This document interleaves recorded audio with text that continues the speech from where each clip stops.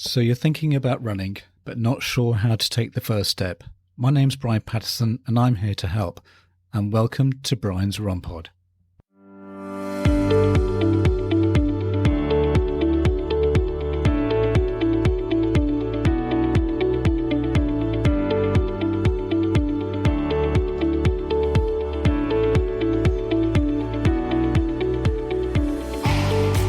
Well, welcome back to Brian's Run Pod.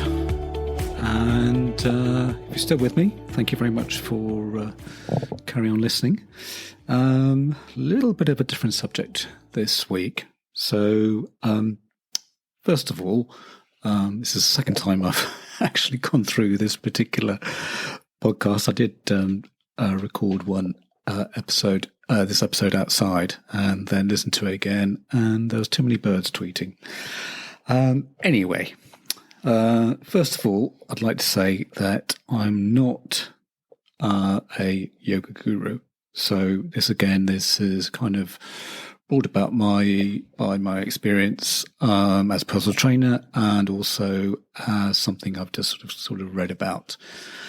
Anyway, however, there may be some of you out there who would like to include yoga as part of their running schedule, as it seems a more holistic approach to improving one's well-being. Whether you're new to running or more advanced, a regular yoga practice can help you stretch and strengthen the muscles you use to propel yourself along the road or trail. Yoga has other advantages for runners too, like teaching you to breathe more efficiently and improving your focus. So in this podcast, we will cover the following: the benefits of yoga for runners, key yoga poses for runners. We'll just go over some of the basic ones. How to fit yoga into your running schedule. And so if you want to give your training a little bit of spice, then please do carry on listening. So let's first of all go over what are the benefits. So when you hear yoga, and your mind probably jumps to the various different poses and postures, yoga poses can help you build the mobility and strength and recover from intense workouts. But now there are some various yoga terms which I'm not great at pronouncing, but I will have a go. So asanas are just one of the 8 limbs of yoga. There are other 7 limbs, including the pranayama, focus on breath, and dharana, concentration, and others. Runners can benefit from many aspects of yoga. So physical poses. So yoga poses strengthen your muscles while also helping quiet your mind for meditation. Yoga can also help you develop awareness of your mind, body's orientation in space and with recovery. So the next time you lace up your shoes, you do so with a sense of renewed vitality. So let's go on to discover the sort of physical benefits of yoga for runners. So yoga helps improve mobility in your joints, ability to move through the full range of motion with control during a run or other activity. Ideally, runners with good mobility in their hips, knees, and ankles. Yoga invites you to stretch the muscles that support those joints, like hamstring, glutes, quads, and calves, with increased mobility, and they can better support your joints to move freely on a run. So hopefully it will reduce any injuries, and hopefully it will help with your technique in running. Yoga will help build strength. Yoga helps conditioning your stabilizing muscles that fry as a precursor to big movements like sprinting or charging uphill. And in this way, it's ideal form of cross-training for running. So during yoga, you can build strength and stability using your body weight. Poses that require you to stand, lunge, and squat can help you develop strength in your lower body. Yoga helps with balance and pre-proprioception. I had to look that up, how to pronounce that. Most yoga classes involve some degree of balance, whether you move from one pose to the next or hold a pose while standing on one leg. Balance and pre-proprioception, your body's ability to sense its position as you move through space, can help runners navigate different terrain from uneven sidewalks to rocky, rooty trails. When you run, you mostly go in one direction forward through a series of repeated actions. In yoga, you move your body through several different planes of motion, all the while noting where you are relative to the floor, the walls, or the person practicing next to you. When you run, pre-proprioception helps you move into a coordinated way and make subtle adjustments to avoid falls and mishaps. Yoga helps runners recover. On a rest day, your body replenishes its energy stores and repairs damaged tissues. This process helps build strength, which is why recovery is essential. A gentle yoga practice, look for classes labeled for slow flow or restorative, can help you relax your body and mind. Intentional movement can also help send blood and oxygen to your muscles, which in turn aids recovery. Stretching feels great, especially for runners with tight hamstrings and calves. But remember to listen to your body as you move through your practice and don't adopt any poses that are painful. It's okay, in fact, some teachers say it's ideal to practice yoga for 5 to 20 minutes following your run. You don't need a full hour to enjoy yoga's physical and mental benefits. Breath mastery. Runners know the importance of breathing during a workout. The last thing you want when you're flying around the track is to be huffing and puffing. Pranayama, or the yogic practice of focusing on breath, can help send oxygen to your muscles during workouts and soothe your nervous system during recovery. So we all breathe through our noses or mouths, or some combination of the two. Research shows that certain types of nasal breathing can boost runners' performance. Yoga can help tune into how you breathe so that you can move more intentionally through your workouts. It also teaches you to breathe smoothly in and out through the nose, which research demonstrates calms the nervous system. This deep breathing can help you keep you cool during a grueling run. It can also help you relax and unwind on the recovery days. What about concentration? Ever get lost listening to the tap, tap, tap of your shoes hitting the pavement during a run, and somehow a half-hour workout feels more like 5 minutes? If so, you've gotten a taste of what it feels like to quiet the mind for meditation. Some people say that if you're doing some kind of aerobic workout, after about 25 minutes, you're kind of getting over that hump of it being quite tough, and your breathing is heavy and laboured. But over that, then after 20 to 30, half an hour, you get into a zone. So if you've gotten the taste for what it feels like, it's a kind of mind for meditation. So no, I've just lost my place. So the technique can be useful tool on runs. Adopting a single point of focus during a jog can help you slow your thoughts and become less impulsive. When your workout is especially tough, you might pause and notice yourself thinking, this is really hard. You might even get lost in the run and feel time to fly by. So what you'll need to do is just concentrate on a physical object. Take this exercise, like a vase or flowers, or mental image like waves crashing on the beach, or your breath moving in and out. And the practice will help you quiet your mind. When your mind is quiet, it's less reactive. It's basically just getting into the zone. Your body is at one and is working more efficiently. Other benefits. A simple yoga routine loosens tight spots, strengthens weak areas, and makes you a better, less injury-prone runner. Someone who's written on the web, Rebecca Pacheco, says that yoga and running have always been intertwined in her life. She started running when she was 14 and doing yoga when she was 16, so she really didn't know one without the other, she says. Recognizing the benefits of the ancient practice can be both the runner's improve the runner's body, improve the flexibility, the range of motion, and muscular strength, and mind, as we've already said. Pacheco, the author of Do Your Own Thing, Bending Yoga Tradition to Fit Your Modern Life, is developed by Athlete, a class to help runners improve performance and prevent injury. And yoga is the perfect recovery activity for runners, Pacheco says. It relieves soreness and tension in your hard-working muscles and restores the range of motion so you can run better the next time you hit the road. Pacheco recommends doing these 8 movements following a run or on a rest day or both, but she cautions that they may feel a little bit uncomfortable at first, especially if you're new to yoga and have been running with tight muscles for a long time.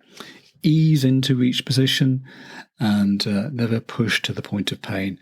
As you continue to do this routine, you'll notice improvement on and off the mat. I do have a link to this particular website, and so I will explain as to how these were done, but if you need a sort of a visual representation of all these exercises, then there is a link as part of the show notes of the podcast.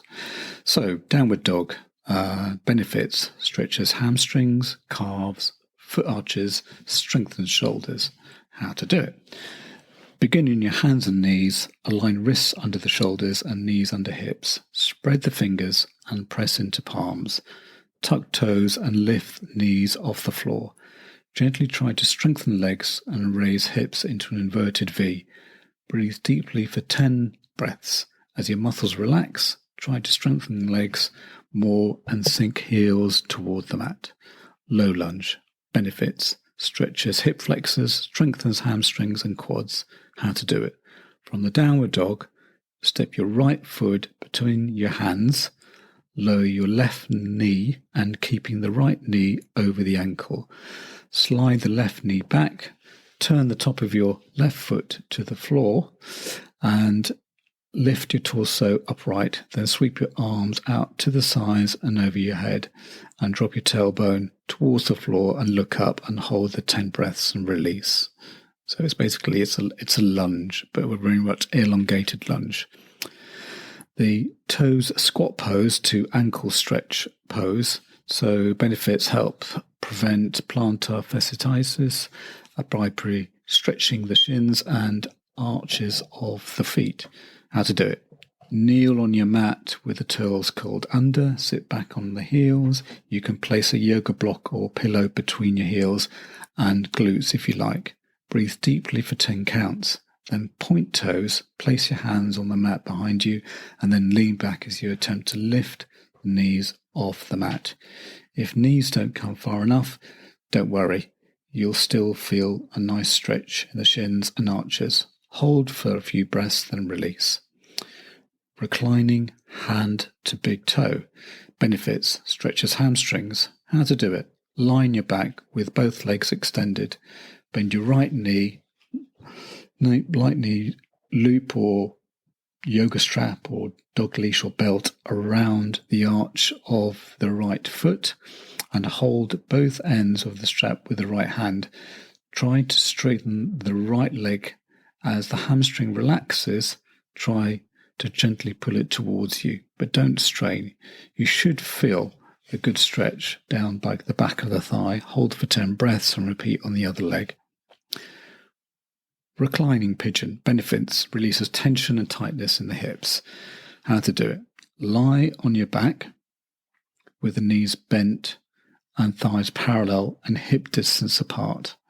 So cross the left ankle over the right thigh and reach the left arm through the space between the thighs and reach the right arm around the outside of the right thigh. Clasp the hands below the right knee and flex the left foot. If your head comes off the mat, place a pillow or block behind your head and hold for 10 breaths and repeat on the other leg. reclining cow face. Benefits: improves range of motion in the hips, loosens tight glutes and hamstrings. How to do it: line your back and cross knees, sending feet out to the sides. Hold onto the right foot with the left hand and left foot with the right hand, or if it's more comfortable, hold shins. Pull heels in toward the body, then out to the sides and slightly up. Hold for 10 breaths, then reverse the leg position and repeat. Reclining spinal twist. So benefits: relaxes the lower back and stretches the glutes. How to do it: from reclining cow face, lower your legs and twist to the left while keeping legs entwined, extending both arms out to the sides. Turn your head to the right and relax for 10 breaths and then switch sides. Legs up the wall. Benefits: well, it relieves tension in the legs, feet and back and stretches the hamstrings and glutes. How to do it: sidle up beside an open wall space with your hips as close to the base of the wall as is comfortable. Swing the legs up to the wall and lie back. Rest here anywhere from 10 breaths to 10 minutes. Some people even nod off. Sleep is the most essential recovery pose. It's also quite good for getting rid of, essentially getting rid of varicose veins, but helping with the circulation in the legs. So in summary, runners are often reluctant to try yoga. The most common fear is that they are not flexible enough. I know sometimes I feel that as well. It is not uncommon for those attending the first yoga for runners class to ask whether the room will be filled with lithe, flexible bodies in spite of the class being advertised for runners. No yoga experience was necessary. This fear may be driven by media images showing people in advanced yoga poses, fueling the notion that you have to be able to bend like a pretzel to do yoga. This is the furthest thing from the truth. Yoga is suitable for every body type. It can be started at any age, regardless of the physical condition. And those who are the stiffest have the most to gain, especially runners who have tremendous amount to gain from adding yoga to their fitness regimes. And being runners, you do find that the repetitive physical demands of running is going to stiffen joints like ankles, and also you are going to be prone to injuries of the hips and the glutes and hamstrings. So why not give yoga a go? Does yoga improve running speed? Well, yoga can help improve running speed in a number of ways. Yoga for runners will create flexibility and balance between all your major muscles, which are vital if you want to run fast. Yoga poses also have the effect of calming the mind, preventing the build-up of stress which occurs when you train hard, as this is detrimental to both speed and endurance. Yoga doesn't just target physical limitations either. Yoga has been shown to enhance mental strength, which gives an athlete much more control over the body during periods of high-intensity training and competition. Running, as I said, can lead to injury because of the repetitive nature and resulting in musculoskeletal imbalances. On a physical level, yoga restores balance and symmetry to the body, making it a perfect complement to running. Runners are often drawn to yoga to deal with specific issues, such as improving flexibility or helping with injury. Yet many are shocked at the world it opens up to them, specifically the strengthening capacity and the use of muscles they never knew they had. Now, how many times a week should we do it? Well, for yoga to have the most effect on runners, it is recommended that you do yoga at least 3 times a week. However, if your body can handle more yoga, then feel free to go as often as you want. Just make sure not to overdo it, because yoga isn't supposed to be painful or exhausting. I know some people ask, what is better for runners, yoga or Pilates? This is a question I did ask myself. And according to an article in Men's Yoga Journal, a link will be provided in the show notes, both yoga and Pilates provide huge benefits for runners. yoga is a great workout in itself, but also helps with strength training, which can make you faster on track. Pilates strengthens your core muscles, which is extremely important for a multitude of aerobic endurance exercises, especially as a runner who will be using the body to run long distances. Combining yoga and Pilates would probably give runners much better results. So if you want the maximum benefit, then try both. I know for me, I've always felt that my ankles, as I said, I lacked flexibility, and that because I sit most of the time for work, I have a very tight hip flexors or don't have very strong glutes. So, tip of the week. This is a bit of a strange tip of the week, but I know some people, some of us out there like to listen to music, audiobooks, podcasts when they're going out running. So you will have one of these fancy, AirPods or the Amazon Pods or whatever. I have the AirPods Pro, but it's the tip is really concerning about charging them. Now, I've continually had a problem recently of charging my AirPods Pro. Either one charges and not the other, and I have to double check on my phone that the AirPods Pro are charging properly. And so it seems, and I found it, really inconvenient that you decide to go out for a run and then suddenly one AirPod is charged and the other one is on 0%. Anyway, the other day I noticed that one of the tips of the AirPods is split. So, although it has lasted me for 2 years, so it's not surprising that there is some wear and tear. So I ordered another pair of tips. These are £9, and I think that would be the same in dollars. But before you put your arms in the air and say, that's expensive, why don't you buy some cheaper ones on Amazon? I just found in my experience, it's false economy. I've tried cheaper versions of tech online, and more often than not, they don't work. Anyway, I replaced the old ones, and hey presto, the AirPods are just like new. In terms of charging, I don't have any issues. So for a small outlay, if your AirPods Pro aren't charging properly, then why not give this tip a try? That's it for another episode, and looking forward to speaking to you next week with some beginner hints and tips about running. I just want to let you know that you can follow me on X, or what was known as Twitter, at Brian's Run Pod. I have just recently set up a Facebook page which is called Brian's Run Pod, and I am on Instagram at Brian's Run Pod.